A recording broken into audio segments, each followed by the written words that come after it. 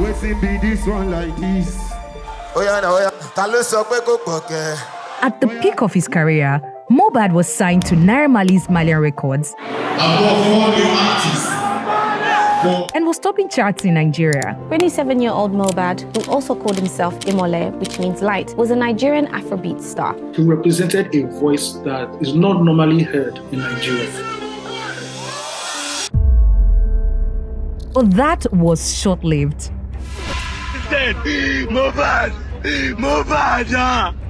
begin this hour with the latest news on the death of Ilario Lua Aloba, popularly known as MOHBAD. From the initial reports, it was being said that he died as a result of an ear infection, but with recent revelations that have been circulating the internet, allegedly, there's so much secrecy shrouded in his demise. He is crying for justice and he has to get justice. Thousands of people have been marching across Nigeria calling for justice following his death. As of now, MOHBAD's wife is now my #1 suspect. Now, the only thing you ever hear about MOHBAD are the events surrounding his death. When this guy was alive, this guy was shouting, was shouting and complaining. Nobody gave him faith. So, what went wrong? The simple answer, everything.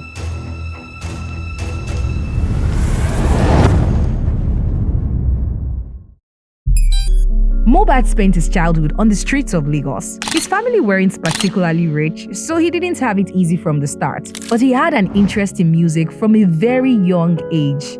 For him, music was his way of expressing himself. So anytime he got the chance, he would drop freestyles at the studio.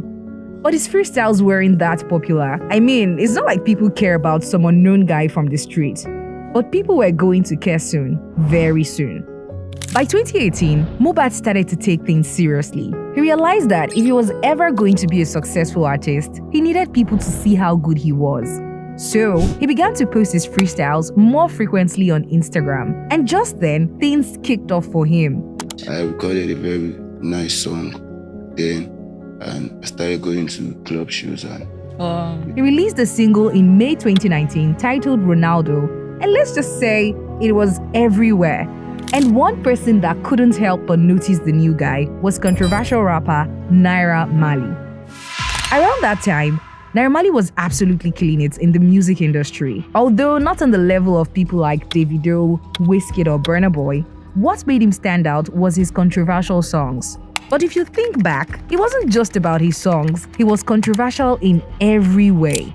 So with everything going for Naira Marley, he decided it was time for him to own his label. And that's where MOHBAD comes in. You see, at the time, MOHBAD was young, inexperienced, and most of all, on his own. So, yeah, Naira Marley must have looked like a savior to him when they first discussed the idea. I mean, he was going to be getting a label that would promote his music. And who knows, maybe he could become the next big thing.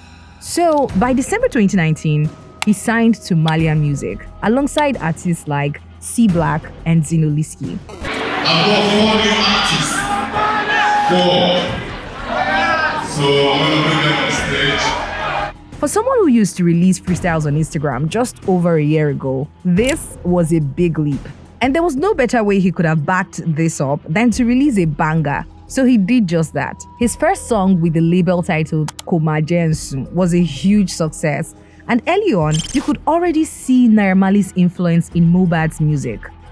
For one, it gave the song a boost, but many Malians were going to listen to it because Naira Marley was on the track, not necessarily because they cared about some new singer. Overall, it was a good entry point for MOHBAD into Nigerian music. And the best part, he was learning from someone who had won hearts with a similar style of music. That maybe explains why Naira Marley featured on most of his songs that year. Songs like Ojaphobia, Didolobo, Overhype, and Pomo. The biggest was no doubt Pomo, and it was everywhere. But MOHBAD was about to drop something even bigger, his first album. It was an 8-track album, and it featured his hit song, Pomo, along with other hit tracks. The album was more than just a couple of songs. It was MOHBAD's way of conveying his experiences via traditional Yoruba melodies and sharp-witted hood lingo. And it's probably why the album was so successful. Like any good album, It dived into the very being of Mohbad. But the album had one major flaw. It was too similar to Naira Marley's style. In fact, most of the albums seemed to be in some Naira Marley-esque style. Songs like Sorry and Marlian's Anthem, while being hugely successful, were more like a repeat of the tried, tested, and maybe overused vulgarity-led Naira Marley formula, rather than a Mohbad original. Like how I feel working with Naira Marley. That was great though, but Naira Marley is the kind of person, everybody loves Naira Marley. So working with someone everybody loves, that was a great opportunity for me. Now, while that may not necessarily be a bad thing, any artist's first album should be all about his own style, as it gives him a kind of identity among fans. It's why songs like Once Debe and Father Abraham are some of the best songs on the album. And in the long run, his overprojection of Naira Marley in his songs would be an issue. A successful first album meant that he got 2 nominations at the 2020 City Music People Award. But it kind of got Mohbad relaxed. This meant that he released only 5 songs in 2021, but they were all quality. KPK, Backside, MMM, Suffer, and Feel Good were all big hits. And now, Mohbad was gradually trying to move away from being just a Naira Marley understudy to having his own style. And that was most evident in his hit song, Feel Good, which was what you call a Mohbad masterpiece. And people simply loved it. It peaked at number 6 on Apple Music Nigeria and had over 30 million views on YouTube. It was the kind of big break he needed, and it kind of made him a lot more popular. At this point, things seemed to be perfect for Mohbad. He was getting hit songs here and there, doing shows, and he even had a good relationship with his record label boss. However, that wasn't the true picture, and everything was about to come crashing down pretty soon because behind the scenes, Mohbad was going through some real issues, which we're going to get to in a minute. But first, let's discuss the good parts. With the success of Feel Good in 2021, Mohbad was coming into 2022 all confident. He literally had the world at his feet, and all he needed was some consistency. His first act of 2022 was to release the visuals of his 2021 song, Backside, followed by an appearance on DJ Tune's song, MMM, in February. But it was at this point that things started to come crashing down. On February 24, 2022, Mohbad was arrested by officers of the NDLEA at his residence for possession of cannabis and Marley. His record label boss, Naira Marley, expressed his rage over the arrest on Instagram, asking for their release. And his fans weren't all that happy about it. It felt like Mohbad was being targeted. However, according to the NDLEA, it was a random raid. But maybe it wasn't so random after all. Just think about it. Why would the NDLEA suddenly conduct a midnight raid on a prominent figure's residence? Surely that can't happen without some credible information, or should I say, a snitch. Well, at the time, it didn't look like much. Not until Mohbad took to his Instagram live the next day with claims that Naira Marley was hating on him and was after his life. This fueled suspicions that Naira Marley must have been behind Mohbad's arrest by the NDLEA. I don't really mean it like that from my mind. You mean it, so I don't know these people are behaving on me because of this issue. Now they are trying to. Everybody in your world, please help me if I. Whoa, Marley kill me. Whether what he was saying was true or not, it was clear that something was wrong at Marlian Records. But it's not like anyone paid attention to it. To most people, it was just a case of a singer and his record label engaging in small arguments, which wasn't new. And with what happened 5 days later, most people assumed the issues had been resolved. This was after Naira Marley posted a video of him and Mohbad tagged as a Marlian. From there on, things seemed to go smoothly. Mohbad kept on releasing new music, particularly his hit single titled Peace in September 2022. It seemed like things had started to return back to normal for the singer. But on October 5, 2022, Mohbad's fans were enraged after he posted a video of him in a white singlet with bruises on his back and neck. According to him, he was attacked by other members of Marlian Records on the instructions of Naira Marley. And this wasn't just some case of a random fight. Mohbad alleged Naira Marley beat him up because he wanted to change his manager, who was close to Naira Marley. While it may seem absurd at first, knowing record label bosses, it's not unusual for them to want to sort of control the artists.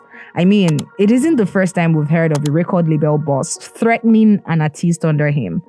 But in this case, assaulting Mohbad was a step too far, and his fans were livid with Naira Marley.